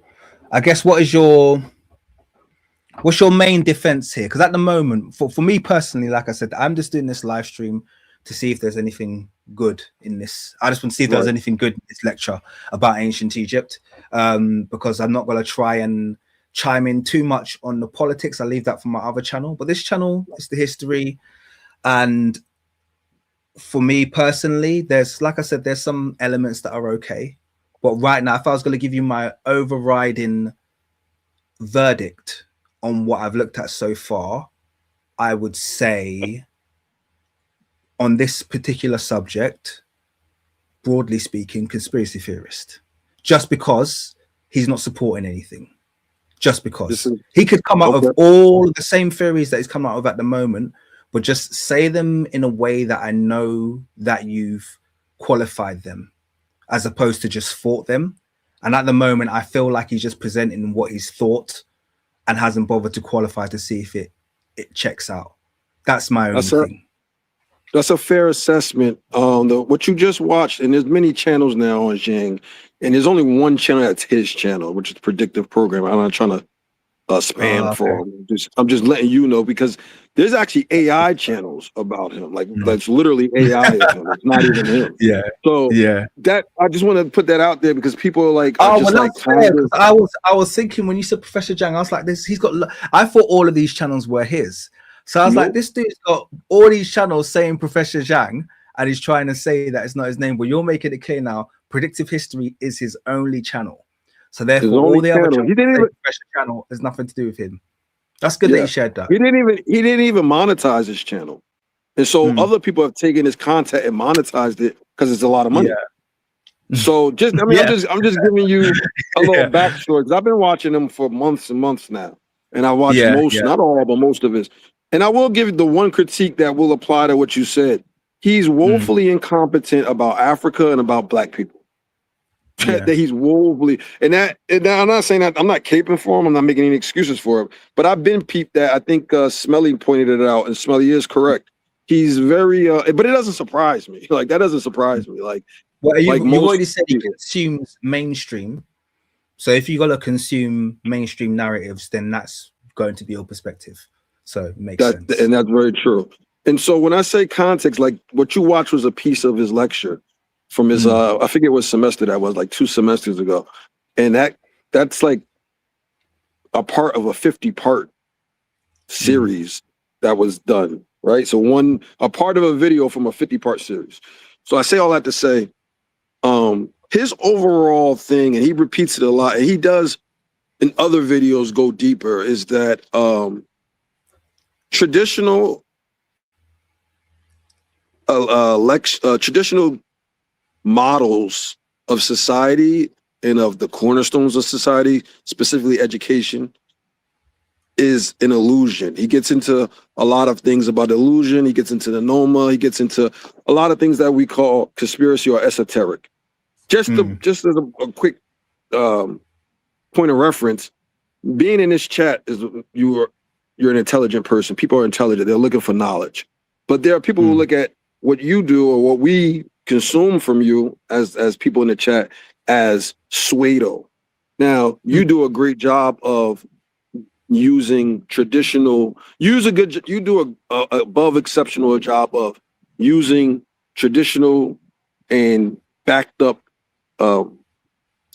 practices to make it not pseudo, right? You take time to build brick by brick to avoid criticism. And if you remember, a long time ago, I said, I wish I could hear you speak on things that are more speculative, but I know that would be like ammo for people to attack and take away from you. For example, how you your idea of the Moors and that they were already there. Or I don't want to misquote you, Yeah. but No, that's fine, and I'd agree with that. I will wait till I've got at least enough evidence to make a supportable thesis before I present it. Otherwise, what you're doing is you're just exposing people to and exposing our worldview to critique that it doesn't need. So yeah, I agree.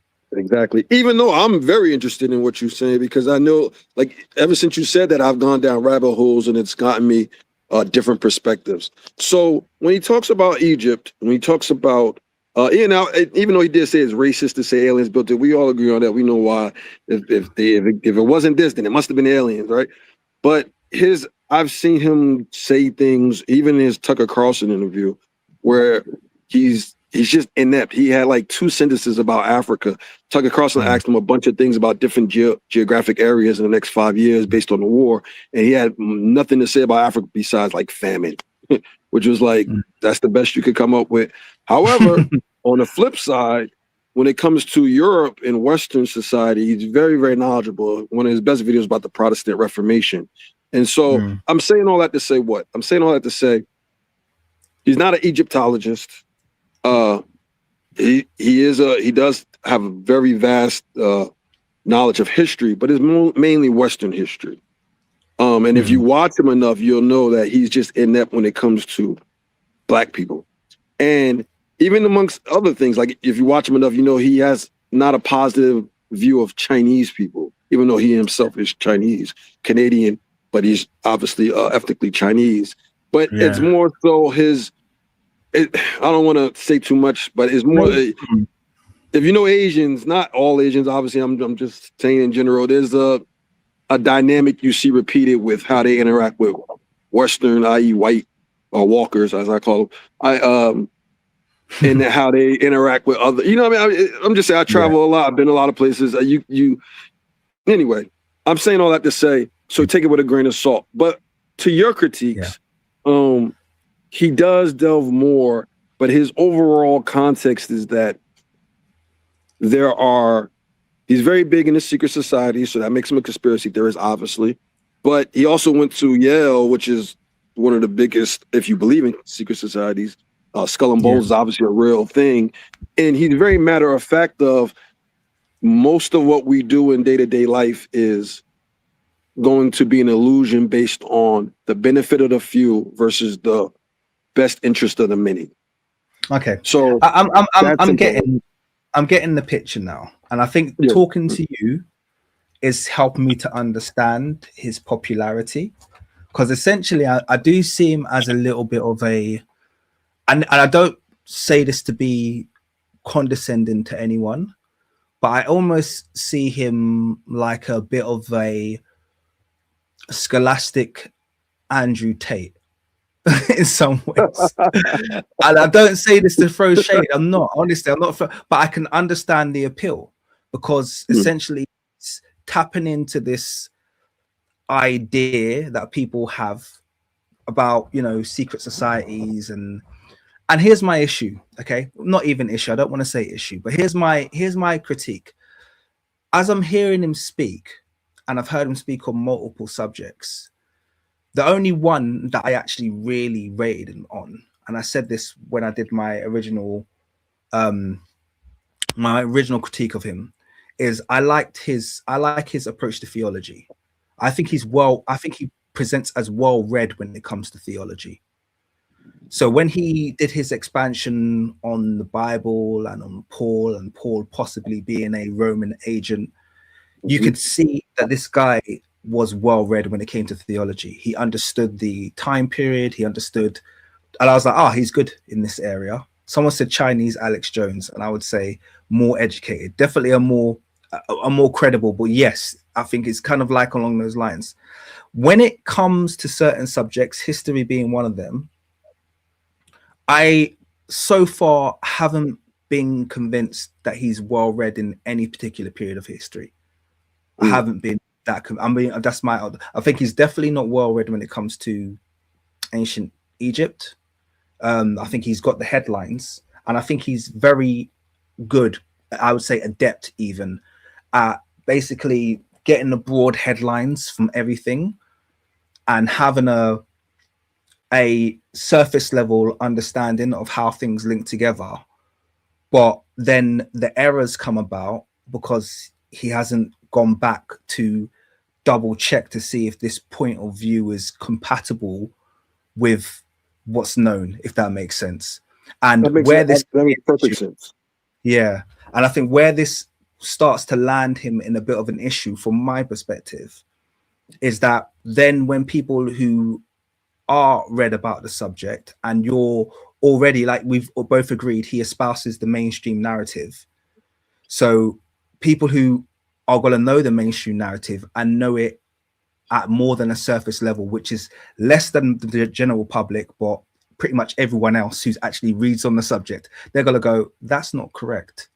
And now the entire presentation, the entire thesis that you're presenting has lost credibility because you've just said something that's just like everyone can go, well, that doesn't add up. That's not how it worked. So this is where I just feel like, yeah, I think he's got topics that he's good in, but then I think they'll appeal to a very broad swath of people who are not well read in any particular subject. Fair enough. Fair enough. Yes, you'll get loads and loads of people who will just be like, oh yeah, this sounds great. But anyone who is an expert in any of the subjects that he touches on is gonna find, I would say, a fair amount of flaws in the stuff that he says. And I guess that's the risk that you run when you're abroad. I don't know what the word is. You know what I mean? I don't want to say like, because you know when you're spread quite thin, that's the risk you run. You know, it's like a restaurant. It's like a restaurant that serves all types of foods versus going to a specific restaurant that serves a specific type of food. And I'm not mad at that. I think he's more learned than maybe you're giving him credence for, in more than just he's definitely very learned in theology. But even in Western history, like I said, his best video that I've watched is the one about the Protestant, which is obviously theology, however, is also European history. And even what he got famous for, which was game theory and geopolitics, he's taking his mathematical background, I believe, and applying it to speculative analysis. I mean, and that's literally his name of his channel, predictive history, which, you know, is catchy and, you know, but even his, like I saw a Mehdi and he's like, oh, you picked Nikki Haley and he got JD Vance. And it's like, and I saw someone critiquing, it's like, well, he also said in the same video, if not Nikki Haley, JD Vance. And at this time, JD Vance wasn't even on the Republican radar. So remember, he was anti-Trump, Democratic, blah, blah, blah, blah, blah. So it's not like he just shot out two names and was just totally off base. I mean, still, this was before Trump even got, this was before Trump picked JD Vance. And this was before, remember, it was a surprise. I don't know if you remember that, but it was like surprise when he picked JD Vance. So like, what I'm saying is that his Western lens of looking at things and a little bit of his Eastern, I don't want to just stereotype because he's Chinese, but he just seems to have a grasp of some Eastern concepts more so than people. I liken him not maybe to Andrew Tate or even Alex Jones, but more like Terrence McKenna or you know, Napoleon Hill, or you know, it's one of those types. But either way, I think I was more to qualify. I think I was more speaking to his appeal than his knowledge. That's why I said scholastic. I don't want to make it sound like he's on the same knowledge level. I think he's definitely smarter than those guys. But I think in terms of his appeal and also how he's appealing to people, because really it is there's something about people when you mention secret societies and you mention Illuminati and you mention there's something about instantly you're gonna appeal to a whole bunch of under 20-year-olds. You know what I mean? I'm just gonna like buy into he's not scared to tell the truth, he's mentioning them, he's calling them out. Bilderberg Society, they'll all come out the woodwork. I'll say this though, because I know, hold on real quick, bro. I'll say this. When he got famous the first time, when I found him, which was like Twitter famous, X famous, and then he wasn't talking about secret societies. That came out later because most people like me went back and started watching this stuff and watched this new stuff as it was coming out. Sorry, But can I he's pause you for very- a quick second? Just you can jump back on the floor, but I've been very rude. FBA I'm sorry. forever. Thank you very much for the $10, my brother.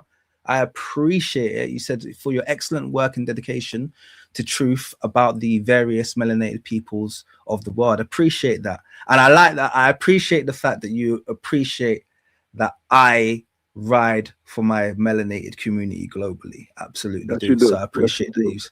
So yeah, that's Salute all. to Yeah, FBA thank you. forever. Salute to Yeah, FBA shout forever. out. Just to know, I've shown your video to people in person. Like I've shown your video, or I've talked to people about what you. My favorite video of yours, in my opinion, your magnum opus, is the Louis the 14th. 14th breakdown. I thought that was like one of the best videos you ever did. Not the only video, obviously, but that is my like go-to video when I show people your channel or I show people. And it's if that ever became mainstream, right? If that ever was proven, it's like, oh, this guy said this back in 2025 or whatever, 2024, whatever year, I forget that it dropped. And then people start finding you and be like, well, he's into. It'd be like it'll be akin to that. I'm just trying to draw an analogy for the audience here, for us here. I'm just saying that he does talk about secret societies matter of factly. He labels them however you want to label them, and he does. And you're right, that is salacious. That does get the people in. I mean, when I was a preteen, I read "Behold the Pale Horse," and that was like you can't, you got to read this book, and it was a big deal. You know what I mean? So, that's always going to appeal that hidden hand part. But he does a very good job of his three parts to his whole thing. It's history, it's theology, and it's society based on the idea of things espoused in Plato's The Cave, and the whole idea that like even his grading system for his class is non-traditional. He doesn't grade them like a traditional class. They pretty much just have to be there to pass and just. But his whole thing is about like chasing money and chasing prestige and all of this is an illusion to keep you in whatever cycles that we constantly find ourselves in. You know, I don't agree with everything he says. I'm very aware and critical of the fact that he doesn't have a grasp of Black people and what melanated people have contributed. But it doesn't surprise me either. You know what I mean? Yeah. But I just came up here Can to I say jump on that as well? I just came up here to give you that appreciate little. Yeah, and again, salute to all you do. Salute to the chat. I'm sure some people disagree, some people agree. But I just wanted to give some type of background. If I did, I don't know if I articulated that well enough, but just to give you an idea of just beyond just he's on all these headlines and he's acting like he's a professor, and it's like, You know what? Shout out to you, because it was I respect that you came up here and you showed the professor love. And also you've opened my eyes to a couple of things as well. So I'm happy. I'm glad you came up here, man. All right. Salute. Peace. Yeah. Peace, bro. Thank you, brother. And I will say this as well. There is a worrying trait that someone did mention in the chat. And I do worry about how well he seems to be slotting into the red pill space. That is a red flag for me. That's a red flag for me, because they are if you're gonna ask my opinion, they are the scum of the earth. I can't stand the entire red pill community. They're everything that I despise in mankind rolled into some very unpleasant human beings. So yeah, if you're red pill, yeah, yeah, that's a quick way for me and you not to get on. You know what I mean? I cannot stand those racist, misogynist, insecure, unconfident, hateful, nasty dirtbag excuses for human beings. I literally hate them. And I guess for him to see, they seem to like him. So that's a red flag. I'm not saying he's red pill. He certainly isn't. Too smart, far too much intelligence to be red pill. But yeah, I guess they see yeah, just a little bit of a red flag that Professor Jiangs, I know he's appeared on Sneeko's channel, and they just got on a bit too well to me. I hate those guys, man. No, Kay, I definitely know you're not red pill. I hope well, look, if you're red pill, you're not gonna yeah, we're probably not going to get on that one. I'm just going to be totally honest with you. That's the honest truth. So I'm just giving you advance warning now. If you're one of those red pill guys, yeah, coming here for any kind of solace, you're not going to find it. I can't stand that entire ideology. It makes me sick to my stomach. Let's see what this I want to just play this video. I'm not going to go into it massively because we're now approaching 2 hours in, and I wanted to give this nice little round closing around 2 hours. But let's just check out this next video, which is how ancient Egypt invented mind control, Professor Jiang. And what, at least shout out to KO, because he's made it clear to me that this channel, Professor Jiang Insight, isn't his. So this is not a case of him calling himself something. But anyway, let's just check out this this video.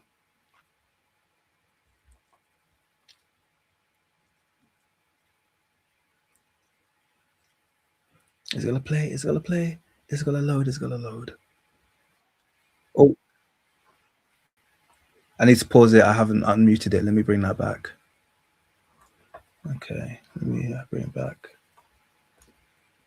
So now I want to talk about mind control. So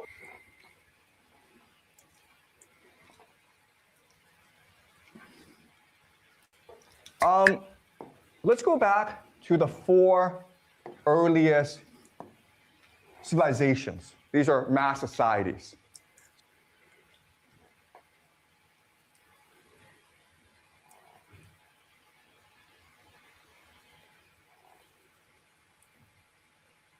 It's not loading very well. Let me just try reload the page and hope for the best. See if we can get this video going. So now I want to talk about mind control. So let's go back to the 4. Let me make the screen smaller, see if that helps.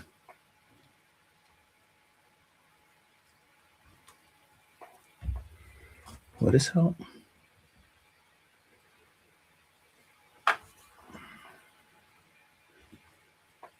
It's not having it, is it?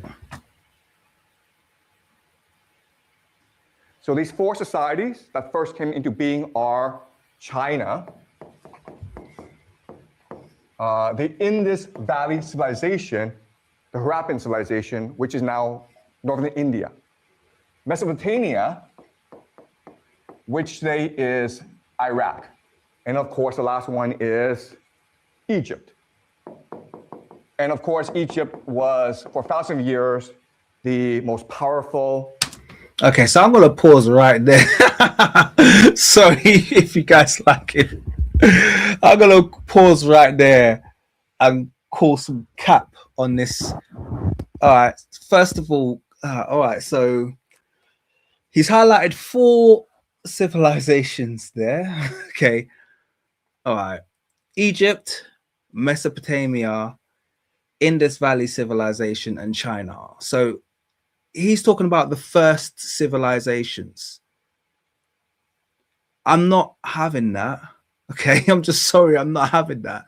Okay, if you're going to talk about the earliest civilizations, let's just take mainstream approximations as they are. You cannot leave out Kush. Okay, you can't leave out Kush, or Nubia, whatever you want to call it, but you can't leave out Kush. Okay, Kush seeded Egypt. Well, I don't hate the fact that not everybody knows about ancient Kush and its role in civilization, but leaving that out I think is very, very, very questionable. Okay, fine. Someone said it already there. China, what the hell, respectfully, because we've just had this long chat with KO, which yeah, that was cool. He doesn't like China. This is what is this, some Chinese propaganda here? Why has he got China up on there? China's earliest dynasties is somewhere in the mid 1500 I think somewhere between 15 and 1200 BC. Someone Google it for me. But I know that the earliest Chinese civilization dates contemporaneously somewhat with the New Kingdom. Okay, this is no way. Indus Valley, Mesopotamia, Kemet, fine. Okay, there's broadly speaking, you're gonna get some kind of contemporaneousness with them, but don't try and lump China in. China comes along later. Okay, China's more of a Minoan Greek contemporary. It's not a contemporary of the earliest civilizations. There's a 2,000-year gap between the founding of Kemet and Mesopotamia and the founding of China. 2,000 years, guys. That's 2 millennia. Yeah, that's a huge gap. And we're not even going to talk about the fact that he left Kush out of this. So this already is now, I'm leading on to the, okay, so this is some propaganda here, because there was no reason for him to include China in this. So this is an attempt to distort history. Unless someone wants to correct me. Night Car, can you give us an official date on the Shang dynasty, the earliest one? I think is, like I said, I think it's somewhere around New Kingdom. So I'm gonna guess somewhere between 16 and 1200 BC. But it'll be, there you go. So you got Shang dynasty, 1600 BC. There you go. And I think that's out of stretch, by the way. Yeah. So this is not contemporaneous of Egypt, Mesopotamia, and the Indus Valley. We're talking about 1500 to 2000 year gap here. That's not honest. He has to know that. He has to know that's not honest.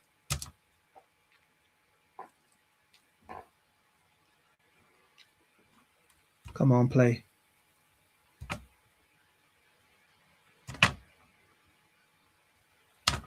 Why doesn't this want to play? And of course, Egypt was, for thousands of years, the most powerful, the wealthiest, the most influential. Now, when you have a mass society, your biggest problem is social control. How do you control the population? How do you get everyone to get along? And in each society, there are different solutions, okay? So in China, we developed a bureaucracy. And what underpinned the bureaucracy, of course, is something called the Keju, which is the civil service examination. So everyone's attention, everyone's energies was focused on getting their child to pass the Keju to become an official. And that's what. And I think this is the critique that I had of him earlier, and it stands now. He is very guilty, and maybe I have to be a student in one of his lectures, but he seems really guilty of conflation, presentism, and anachronism all rolled into one. It's like he's constantly just jumping around. So it's like you've mentioned these as the four ancient or the four first civilizations, and then you've talked about a modern societal bureaucratic construct that's used to control the population that doesn't go back to ancient China. So then I get really confused about what's the point you're trying to make here? Because you should only be raising that as if this is in the fabric of Chinese civilization right back to its origin. There's many things in, for instance, the Egyptian civilization that you could argue were present at its origin. Okay, bringing up stuff that they do now. I guess I got to let him speak, but it's just a lot of presentism and conflation going on here. Very confusing.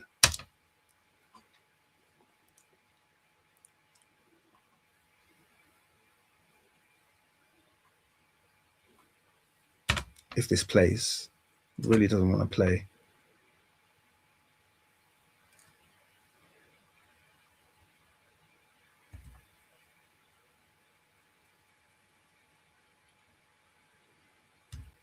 Someone said lower the video quality. Oh yeah, it's on HD. Let's try that.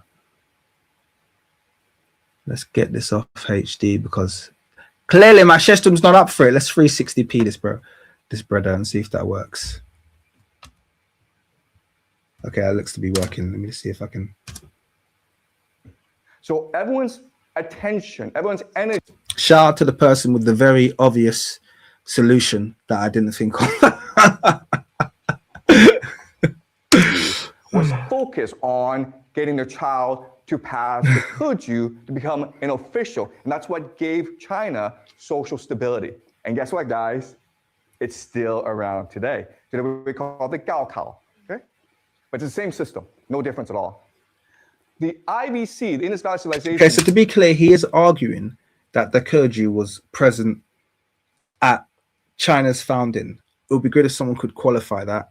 I could be incorrect. So it would be nice to know, was there a central examination present in the founding dynasties of China? That would be interesting, but cool.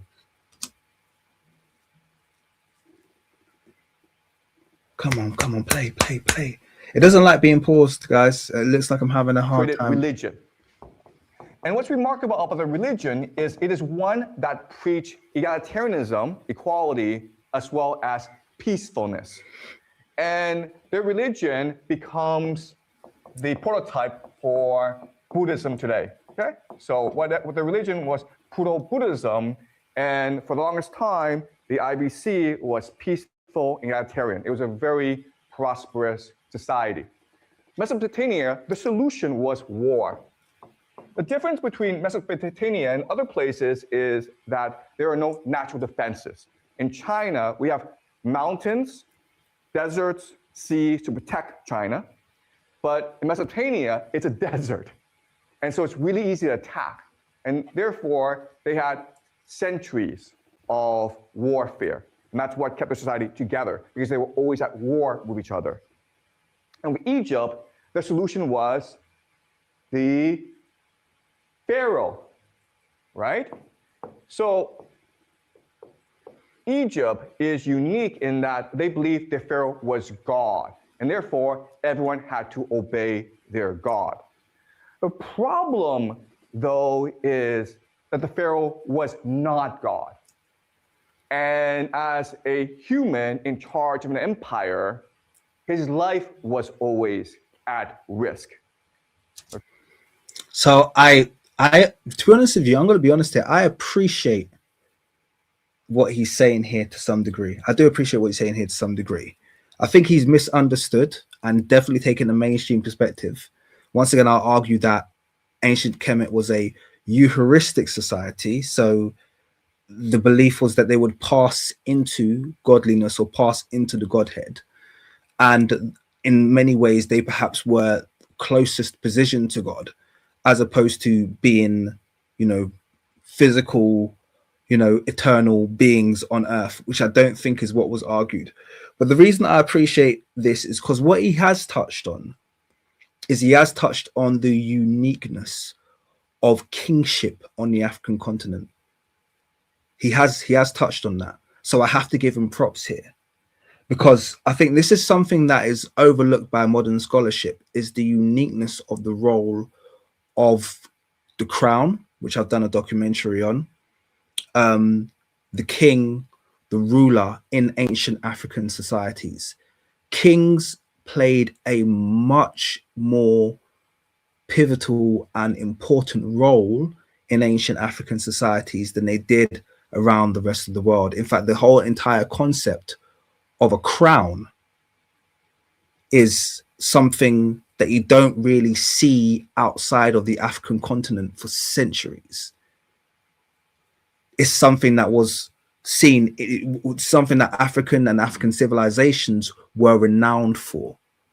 So he has touched on something in that the role of the monarch, the role of the ruler, the role of the crown was significant in Africa in a definitely in a more revered way than it was outside of Africa. So he has touched on something here that I kind of go, okay, cool. I might not agree with the fact with your interpretation that they believed Pharaoh was God, but I also appreciate the fact that the Pharaoh was pivotal.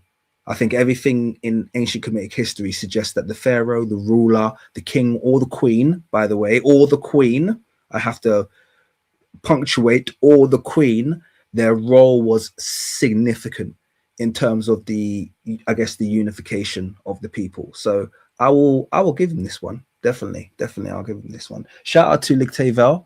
Thank you, my brother, for your $10 donation. It's a super sticker. It says yippee, and I can't it won't show on here, but I appreciate you, man. I appreciate your donation. Let's watch a little bit more. Wow, it's midnight. How did that happen? Oh, I didn't start till 10 o'clock, did I? Man, that's late. Man, that is late. Okay, let's watch a little bit more and then we're going to wrap this one up.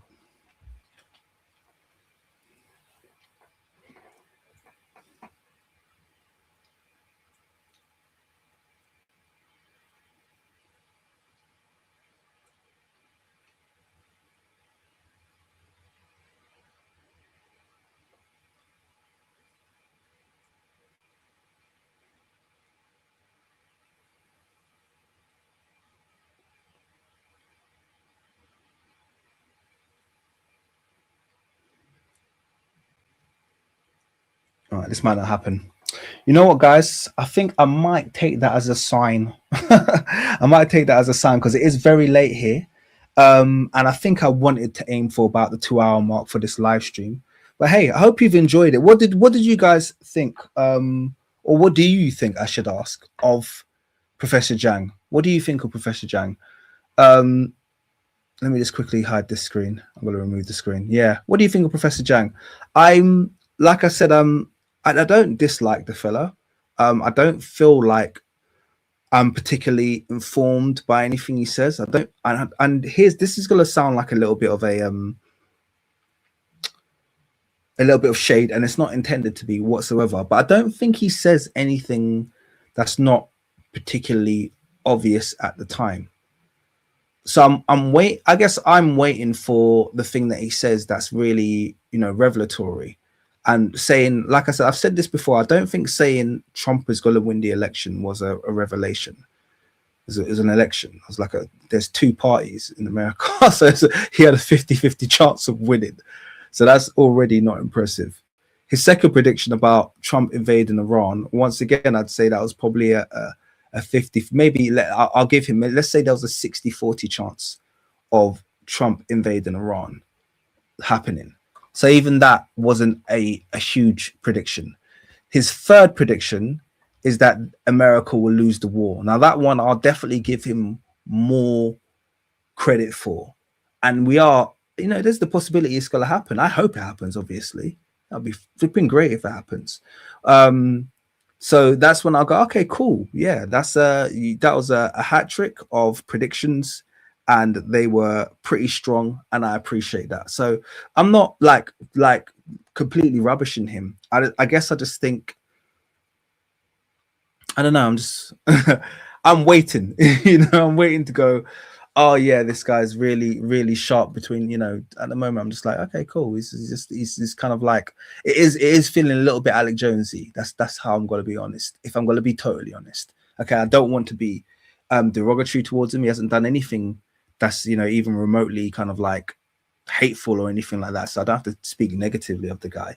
And I tried to be fair in this live stream and say when he said something that I thought was true, good, or even just now, like the point I raised in regards to the him identifying the important role of the pharaoh. If it's I can't falsify it, and I think it's a good point, I'm going to say, yeah, shout out to him. Good point. So anyway, shout out to Professor Jiang. He's doing this thing. I just wanted to go through that. It's pretty popular at the moment, so I want to go through some of his stuff on ancient Egypt. Maybe we'll come back and we'll finish that video because it was actually getting quite interesting. I wanted to see where he was heading with it, but we'll see how it goes. But yeah, a lot of people are laughing, saying professor because he's not a professor. But I don't know his name, so I'm not just going to call him Jiang. That would be rude. Shout out to you guys, mostly who came and joined me. We were like, I think we peaked up at around 200 on this live stream. So that wasn't bad for a Wednesday night, largely impromptu live stream. Can I give a quick plug to those of you? I've just posted a documentary on my, in fact, I'm going to put it on the screen, on my secondary channel, The King Mono Show. And I kind of want you guys all to watch it and to just boost it a little bit because, yeah, I'm going to share my screen. 1 second. Where's it gone? Oh, I just closed down an important window. Great.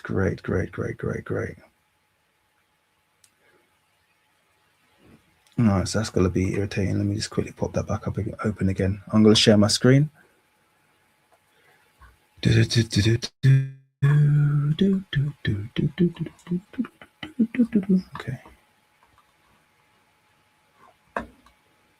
So let me share my screen.